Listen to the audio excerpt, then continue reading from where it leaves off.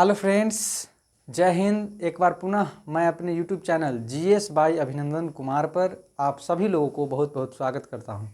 दोस्तों, हम लोग बिहार स्पेशल सेगमेंट को पढ़ रहे थे।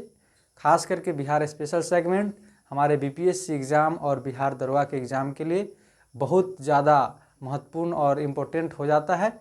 इसीलिए हम लोग बिहार स्पेशल सेगमेंट को पढ़ रहे थे और बिहार स्पेशल सेगमेंट में हम लोग बिहार के भूगोल को पढ़ रहे थे। और बिहार के भूगोल के संदर्भ में हम बात करें तो बिहार का भौगोलिक परिचय और बिहार के भूगर्भिक संरचना जैसे टॉपिक को हम लोग देख लिए थे। अब जो हमें बात करना है वह है बिहार के भू आकृतिक प्रदेश या भौतिक संरचना, या उसी को बोल सकते हैं धरातलीय स्वरूप। बिहार का धरातलीय स्वरूप। चलिए हम लोग अपना टॉपिक लिख लेते हैं और हमारा जो टॉपिक है वह है आज का बिहार का भौगोलिक बिहार का भू आकृतिक, भौगोलिक नहीं, भू आकृतिक, बिहार का भू आकृतिक प्रदेश, या इसी को बोल सकते हैं धरातलीय स्वरूप, या इसी को बोल सकते हैं भौतिक संरचना या भौतिक प्रदेश।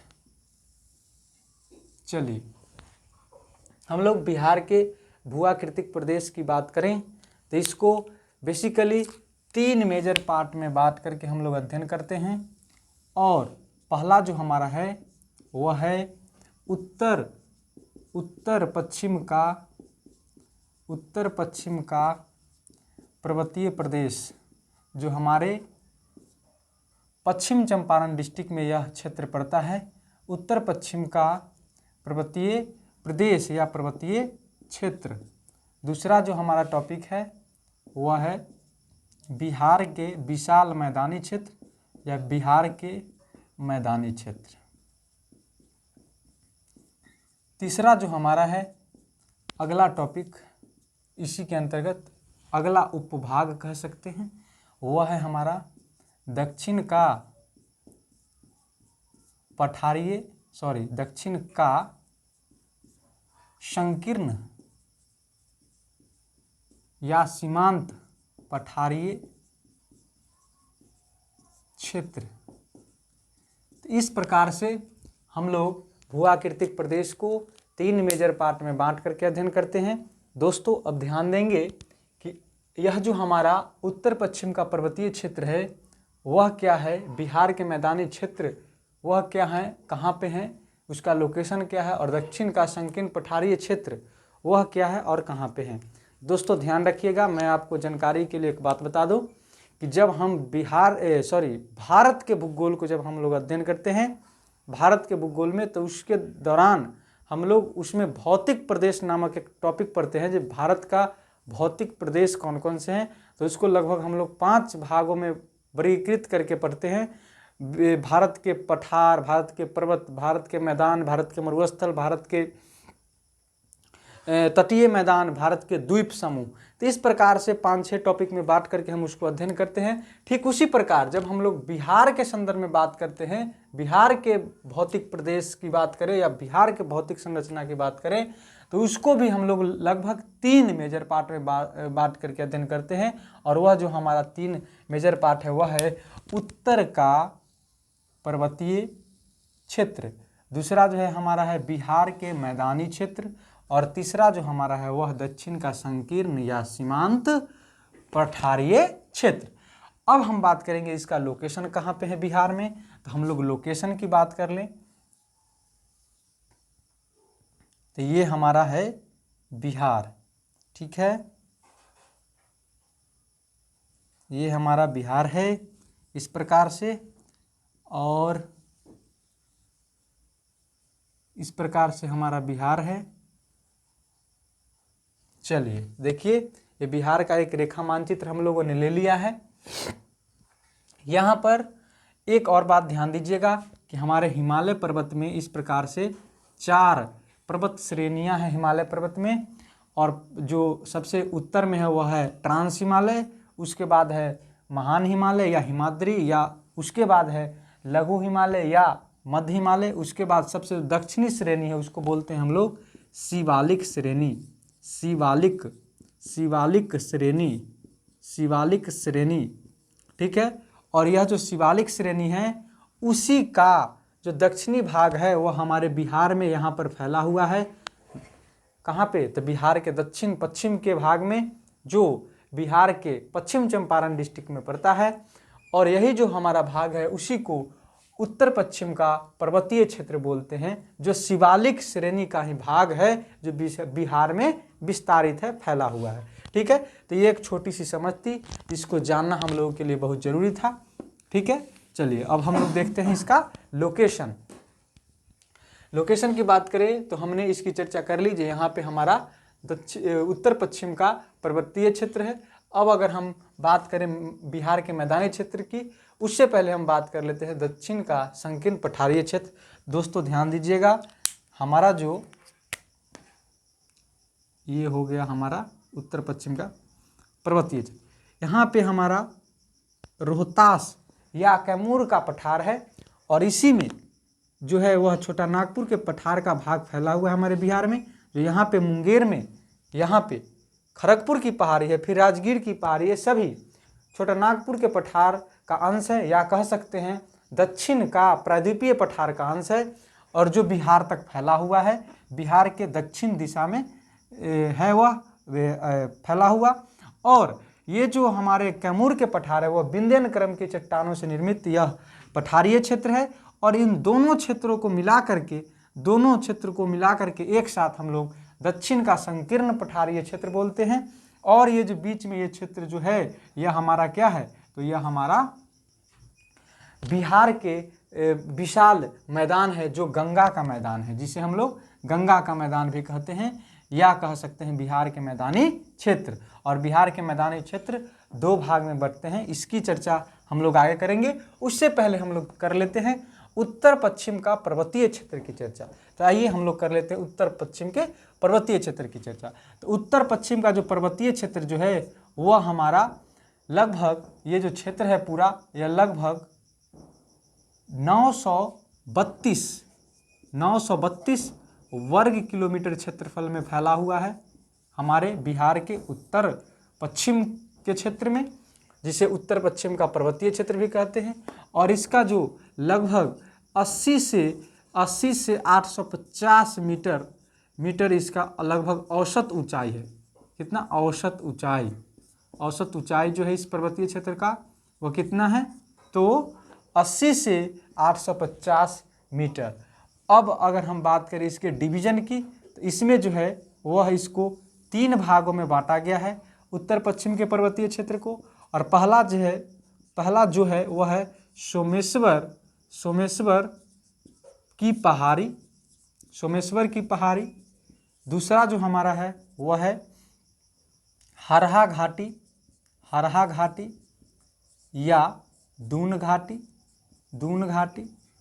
और तीसरा जो हमारा है क्षेत्र इसी पर्वतीय प्रदेश का वह है रामनगर दून की पहाड़ी। तो इस प्रकार से 3 क्षेत्र हमें देखने को मिलते हैं, जिसमें 2 पहाड़ी क्षेत्र और 1 घाटी क्षेत्र है जो उत्तर पश्चिम का पर्वतीय क्षेत्र में। और उसका लोकेशन कैसे है वो देखिए। तो यहाँ पे पहले ऐसे करके लगभग 6 से 7 किलोमीटर और 75 किलोमीटर की लंबाई में, 6 से 7 किलोमीटर चौड़ा और 75 किलोमीटर लंबा क्षेत्र में हमारा यहाँ पे विस्तार है सोमेश्वर श्रेणी या सोमेश्वर की पहाड़ी। ठीक है, उसके बाद बीच में हमारा एक घाटी पड़ता है जो लगभग 24 किलोमीटर लंबा हमारा एक घाटी क्षेत्र है, जिसे हरहा घाटी या दून घाटी कहते हैं। हरहा घाटी इसीलिए कहते हैं क्योंकि यहाँ पे हरहा नदी बहती है, इसीलिए हरहा नदी घाटी भी बोलते हैं इसको, या हरहा घाटी या दून घाटी बोलते हैं, या पहाड़ी की घाटी है। और उसके बाद लगभग 32 किलोमीटर जो लंबा जो है और 8 किलोमीटर चौड़ा वाला क्षेत्र एक है, और वह है रामनगर दून की पहाड़ी, जो यहाँ रहा, ये रहा। इसको ऐसे कर दीजिए। चलिए, ये रामनगर दून की पहाड़ी यहाँ पे सबसे नीचे दक्षिण में। तो इस प्रकार से ये जो पूरा ये क्षेत्र है, ये यहाँ पे इसको बोल सकते हैं, ये है रामनगर दून की पहाड़ी। यहाँ पे जो है वह पर्वतीय क्षेत्र जो है वह है सोमेश्वर श्रेणी, और बीच में जो एक गैप जो बचता है जो घाटी के तरह है, वह है हमारा हरहा घाटी या दून घाटी। अब हम बात करते हैं सोमेश्वर की पहाड़ी पर, और सोमेश्वर की पहाड़ी की बात करें तो सोमेश्वर श्रेणी का जो सबसे ऊंचा जो चोटी है वह है सोमेश्वर किला। सोमेश्वर किला, सोमेश्वर किला, ठीक है। इसकी जो ऊंचाई है वह है लगभग 875 मीटर, 875 मीटर। अगर हम बात करें इसी में सोमेश्वर की पहाड़ी में, तो इसमें हम बात करें इसकी जो लंबाई जो है वह 75 किलोमीटर लंबा और 5 से 6 75 किलोमीटर लंबा, किलोमीटर नहीं लिख पाए हैं, 75 किलोमीटर लंबा और 5 से 6 किलोमीटर चौड़ा क्षेत्र में यह फैला हुआ है, ठीक है। इस बात को ध्यान देना है। अगला जो बात है सोमेश्वर पहाड़ी से संबंधित, वह है कि इस पहाड़ी क्षेत्र में ऐसे करके कई नदियां गुजरती है ऐसे करके, और इस पहाड़ी क्षेत्र को, सोमेश्वर की पहाड़ी क्षेत्र को कई भागों में बांटती है, ठीक है। इस प्रकार से पहाड़ी है और इसमें कई नदियां गुजरी है, जिसके वजह से इसमें दर्रे का निर्माण हुआ है, दर्रे का। और इस प्रकार से 3 दर्रे हैं इसमें और सोमेश्वर श्रेणी में, और वह 3 दर्रे हैं, वह है सोमेश्वर दर्रा, एक है सोमेश्वर दर्रा। दूसरा जो हमारा दर्रा है वह है भिखना ठोरी दर्रा। और तीसरा जो हमारा है वह दर्रा जो है वह है मारवात दर्रा। तो इस प्रकार से 3 दर्रा देखने को मिलते हैं। और इस दर्रा जो है, और एक और बात ध्यान दीजिएगा, सोमेश्वर श्रेणी की सबसे जो ऊंची क्षेत्र है वह बिहार और नेपाल के सीमा के पास है, और वही सबसे ऊंचाई क्षेत्र जो है वही हमारे बिहार और नेपाल के बीच के सीमा का काम करता है। और ये जो सोमेश्वर दर्रा और भिखना ठोरी दर्रा और मारवात दर्रा जो हैं, यह बिहार और नेपाल के बीच के यातायात साधनों के लिए मार्ग प्रशस्त करते हैं, ठीक है। कौन? तो ये सभी जो दर्रा है, यहाँ पे रास्ता बना हुआ है, आने जाने के मार्ग, संपर्क मार्ग बनाने का काम करते हैं ये दर्रा बिहार और नेपाल के बीच। अगर हम बात करें आगे सोमेश्वर की पहाड़ी से संबंधित, तो इसमें एक और बात करना है, यह करना है कि त्रिवेणी पश्चिम में त्रिवेणी नहर से लेकर के और पूरब में भिखना ठोड़ी दर्रा तक इसका फैलाव है। किसका? तो सोमेश्वर की पहाड़ी की। अब हम बात करें यदि ये 3 दर्रे, इसको याद रखिएगा। अब इसको हम मिटाते हैं थोड़ा। अब अगर हम बात करें आगे हरहा घाटी की, तो यह जो है हरहा घाटी जो है हमारा, यह रामनगर दून की पहाड़ी और सोमेश्वर पहाड़ी के बीच में रामनगर दून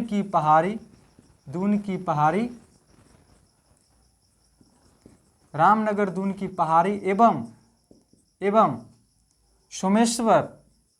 सोमेश्वर की पहाड़ी के बीच लगभग 24 किलोमीटर क्षेत्र में फैला हुआ है, ठीक है। हरहा घाटी या दून घाटी फैली है, ठीक है। रामनगर दून की पहाड़ी एवं सोमेश्वर की पहाड़ी के बीच 24 किलोमीटर लंबी क्षेत्र में फैली है। क्या? तो हरहा घाटी या दून घाटी। इसके लिए बस इतना ही। आगे जो हम बात करें रामनगर दून की पहाड़ी की, तो रामनगर दून की पहाड़ी की यदि हम बात करें तो यह 32 किलोमीटर लंबी और 8 किलोमीटर चौड़ी यानी चौड़ा क्षेत्र में यह फैला हुआ है। इतना लंबा क्षेत्र है इसका, ठीक है। और ये जो रामनगर दून की पहाड़ी का सबसे ऊंची जो जगह है वह है संतपुर के निकट और वह है कितना ऊंचा, तो वह है 242 मीटर। इसको भी ध्यान रखना है।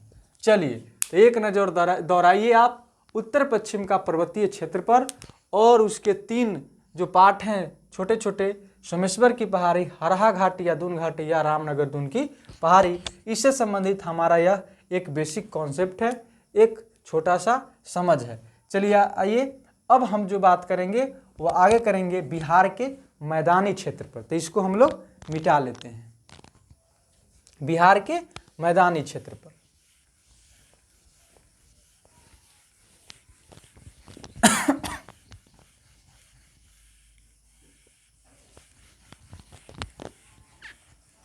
अब हमारा बातचीत होगा बिहार के मैदानी क्षेत्र पर।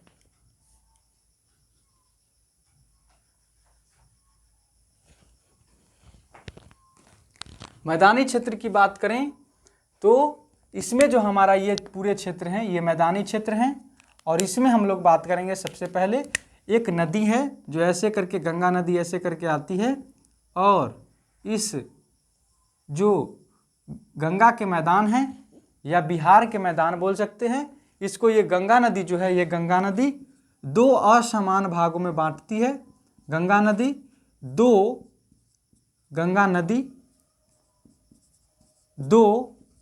असमान भागों में बांटती है किसको, तो बिहार के मैदानी क्षेत्र को।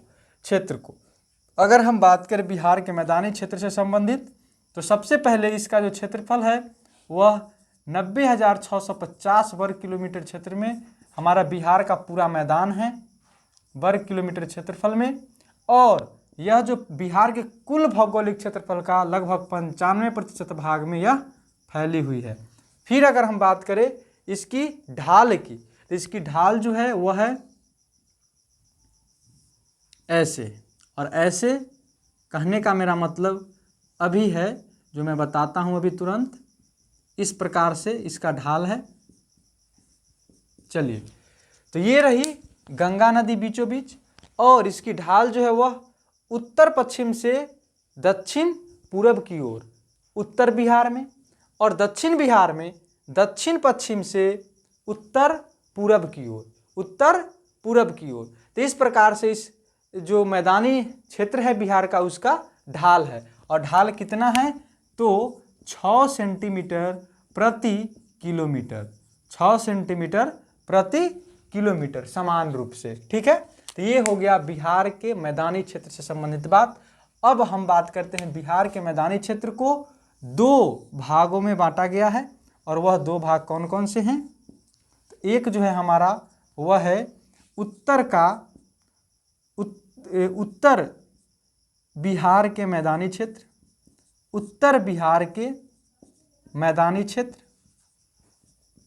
मैदानी क्षेत्र, और दूसरा हमारा है दक्षिण बिहार के मैदानी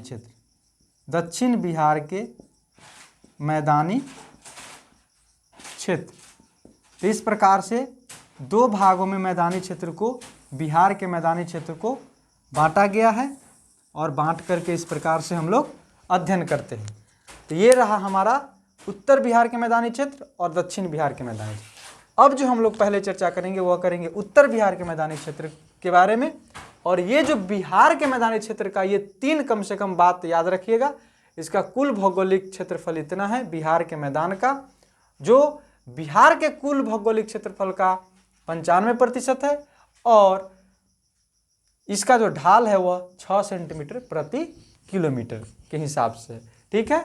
और किधर से किधर है इसका हमने लोकेशन बताया। अब बात करेंगे हम लोग उत्तर बिहार के मैदानी क्षेत्र पर। चलिए मिटाते हैं और चलते हैं उत्तर बिहार के मैदानी क्षेत्र की तरफ। उत्तर बिहार के मैदानी क्षेत्र, तो हम लोग लिख लेते हैं अपना टॉपिक,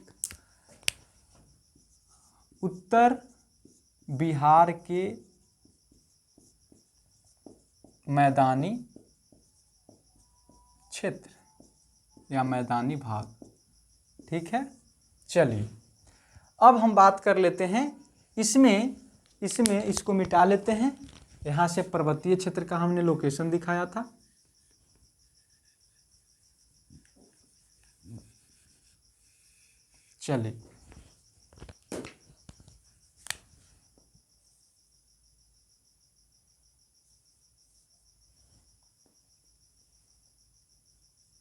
चलिए आइए, ये हमारा जो है गंगा नदी बीचों बीच प्रवेश करती है ऐसे इस प्रकार से।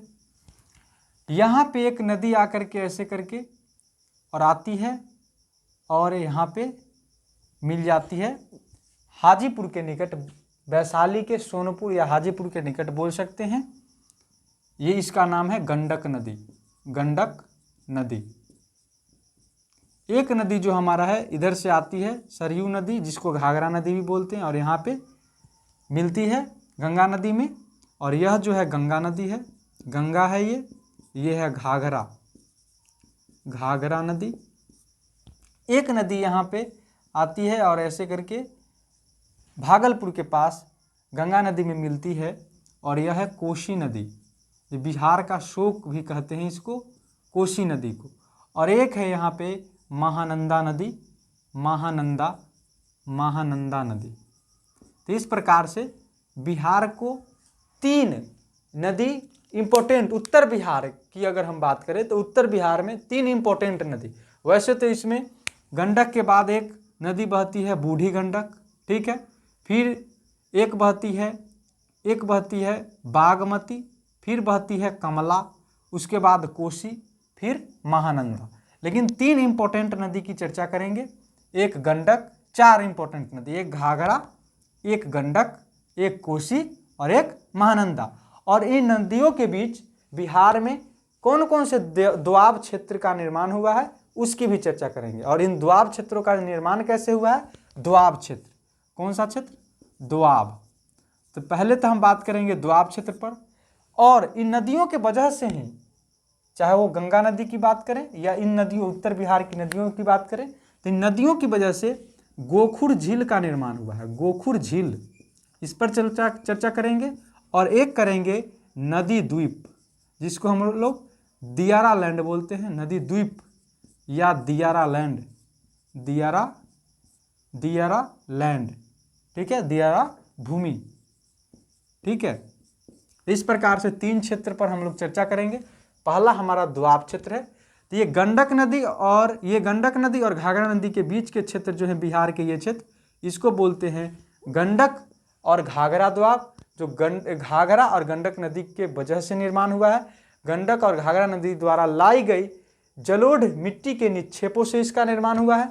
अगला जो है वह गंडक नदी और कोसी नदी के बीच के क्षेत्रों को गंडक कोसी दोआब बोलते हैं, ठीक है। उसके बाद कोसी और महानंदा के बीच के भाग का जो निर्माण हुआ है, उन दोआब क्षेत्रों को हम लोग कोसी महानंदा दोआब बोलते हैं।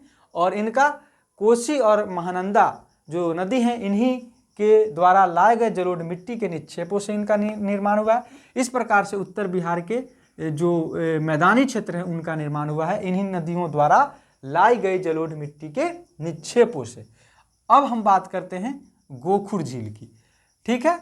तो आप समझ गए होंगे पहले दोआब क्षेत्र का कितने दोआब क्षेत्र, तो घाघरा गंडक दोआब क्षेत्र, गंडक कोसी दोआब क्षेत्र, ये रहा। उसके बाद कोसी महानंदा दोआब क्षेत्र, ये रहा। इस प्रकार से 3 दोआब क्षेत्र देखने को मिलते हैं उत्तर बिहार में। हम अभी दक्षिण बिहार की चर्चा नहीं कर रहे हैं। दक्षिण बिहार की चर्चा हम लोग अगले टॉपिक में करेंगे। जो हमने 2 टॉपिक लिखा था, उत्तर बिहार के मैदानी क्षेत्र और दक्षिण बिहार के मैदानी क्षेत्र, हम लोग दक्षिण बिहार के मैदानी क्षेत्र, उत्तर बिहार के मैदानी क्षेत्र को देखने के बाद हम लोग उसकी चर्चा करेंगे। अब बात कर लेते हैं गोखुर झील की। गोखुर झील क्या होता है? तो दोस्तों ध्यान दीजिएगा, गोखुर झील क्या होता है? तो नदियाँ जब मैदानी क्षेत्र में बहती है, नदियाँ जब मैदानी क्षेत्र में बहती है तो नदियाँ जो है वह इस प्रकार से सर्प विसर्पण की आकार में, मियांडर की आकार में बहती है।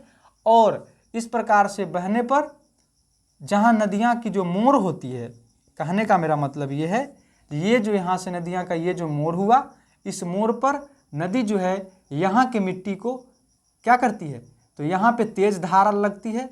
जो करेंट जो है, पानी का जो करेंट है, जो धार है, वह तेज धार के वजह से यह जो पार्ट है इस तरह से ऐसे फैल जाता है और ऐसे आकर के जुड़ता है।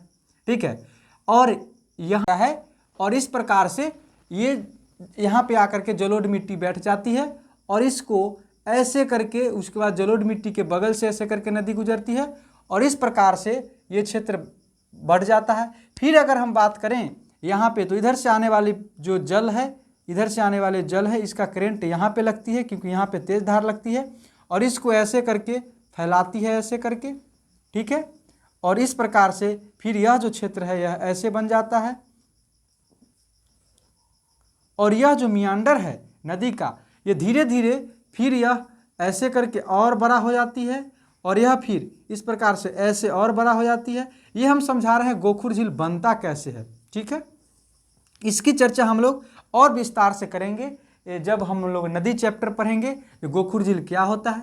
फिर इस प्रकार से ऐसे जो एक लूप टाइप का बनता है और इस प्रकार से एक समय ऐसे आता है कि यहाँ से नदियाँ सीधी हो जाती है और ये जो क्षेत्र हैं ऐसे सीधी नदियाँ बहने लगती है और इधर से जो लूप है इस प्रकार से मियांडर जो बन रहा है सर्प विसर्पण आकार है और यहाँ पे इस प्रकार से यह कट करके अलग हो जाती है क्षेत्र, जो एक टाइप के गाय के खूर या बैल के खूर के आकार की होती है, इसीलिए इसको गोखुर झील बोलते हैं। गोखुर झील, इस पर ध्यान दीजिएगा।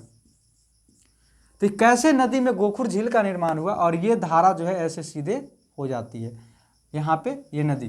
तो ये जो कहने का मेरा मतलब ये है, जो नदी का जो सर्प विसर्पणकार, जो इस प्रकार से नदी का जो बहाव क्षेत्र है, जो मुड़ने का जो बहाव क्षेत्र है, मुड़ कर के नदी का जो बहने का बहाव क्षेत्र है, उसी बहाव क्षेत्र में से एक जो लूप होता है, एक जो मियांडर होता है, जो सर्प विसर्पण आकार की जो एक मुराब जो होती है, वह कट करके ऐसे और नदी सीधे ऐसे हो जाती है और यह कट करके अलग हो जाती है ऐसे, और इस प्रकार से यह गाय के खूर या बैल के खूर के आकार की हो जाती है। इसीलिए इसको इंग्लिश में ऑक्सबो लेक या हिंदी में गोखुर झील बोलते हैं, गोखुर झील बोलते हैं। इस पर हम लोग चर्चा करेंगे कि कैसे गोखुर झील का निर्माण होता है, लेकिन हमने थोड़ा सा इसको बताने का भी प्रयास किया है। फिर हम लोग नदी चैप्टर जब पढ़ेंगे तो इसको विस्तार से पढ़ेंगे।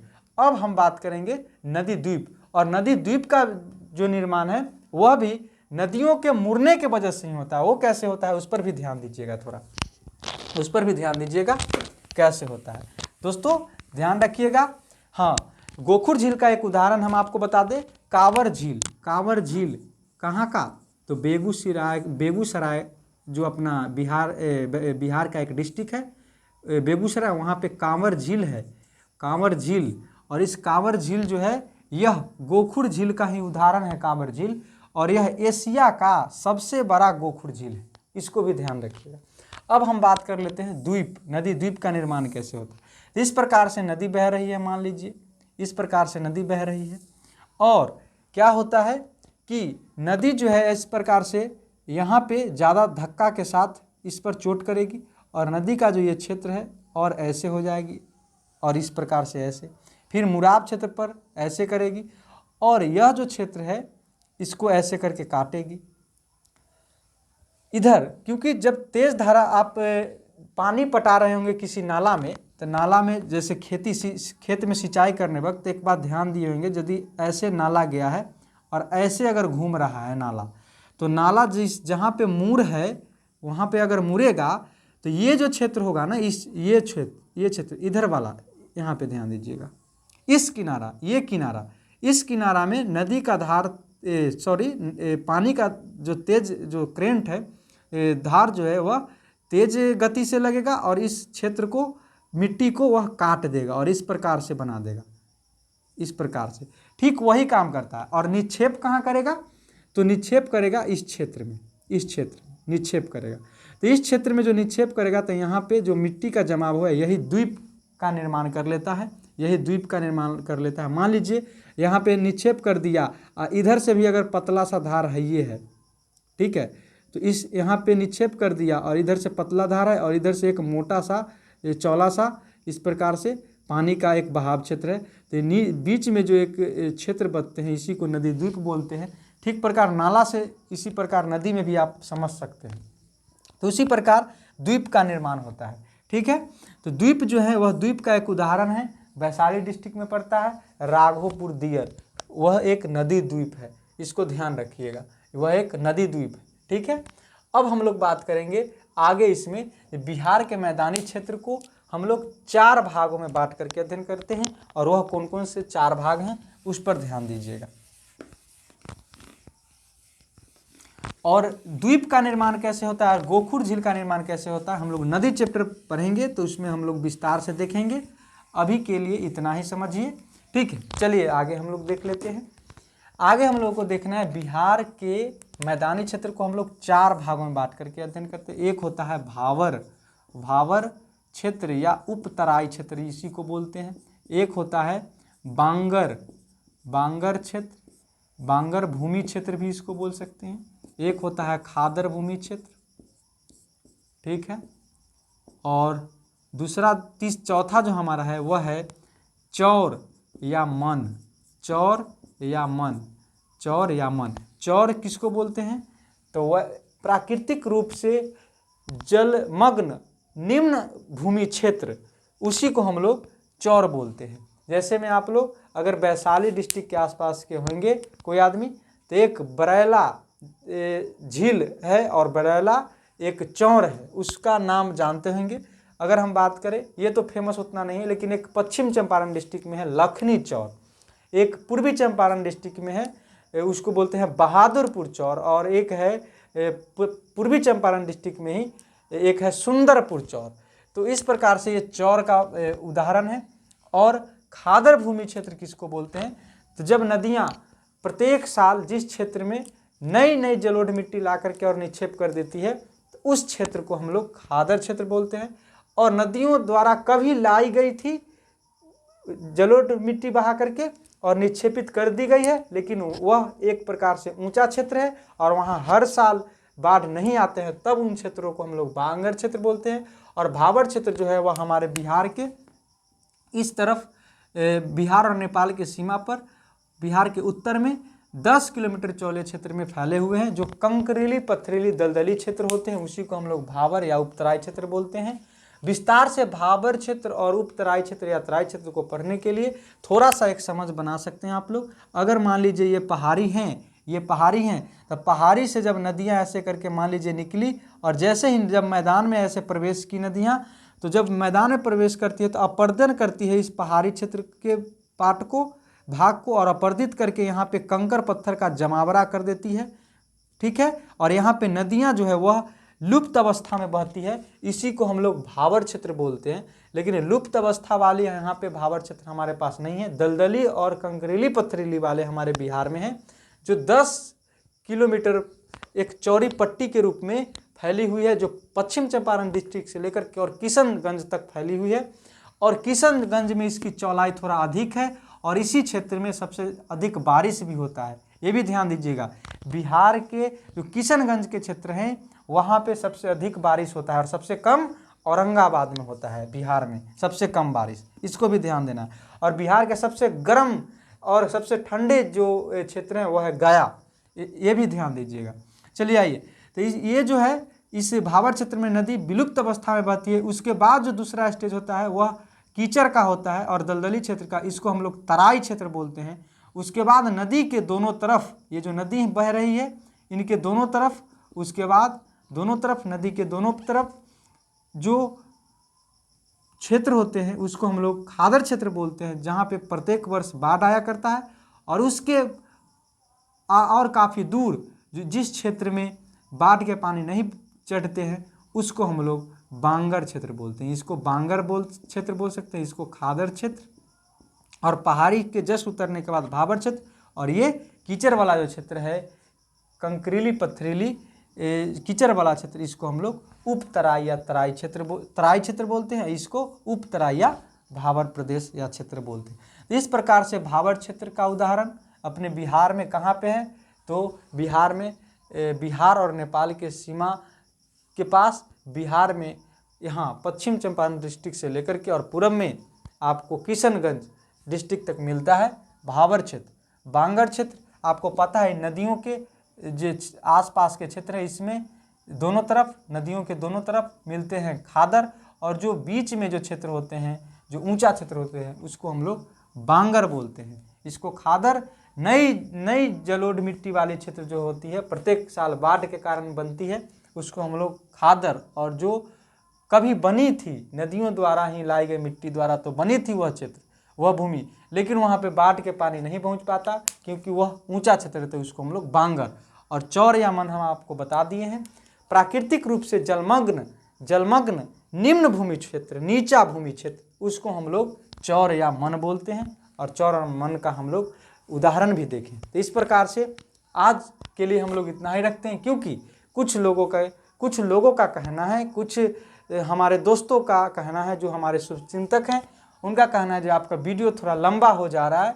इसी के वजह से हमने सोचा कि उत्तर बिहार के मैदानी क्षेत्र को हम लोग देख लिए हैं, अब दक्षिण बिहार के मैदानी क्षेत्र और दक्षिण का संकीर्ण पठारी क्षेत्र को हम लोग अगले वीडियो में देखेंगे। आज के लिए इतना ही। वीडियो को देखने के लिए आप सभी लोगों को बहुत बहुत हृदय से धन्यवाद, और हमारे YouTube चैनल GS बाय अभिनंदन कुमार को सब्सक्राइब करें, लाइक करें और शेयर करें। बहुत बहुत धन्यवाद।